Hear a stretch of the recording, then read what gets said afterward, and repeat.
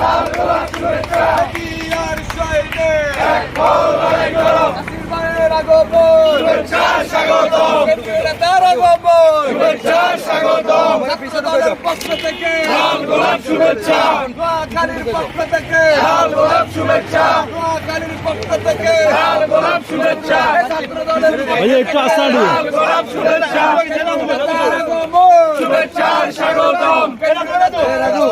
শুভেচ্ছা এর কত হলো যে আমরা লোক কিছু করতে এর কাইলিও আড়ি আমরা লোক ব্যাগের পরে ব্যাগের লোক কথা কি করে কিছু করতে আমি মামলা দিয়েছি আয় বাদ দিয়ে এখন আমরা লোক এবার কিছু করার মতো কিছু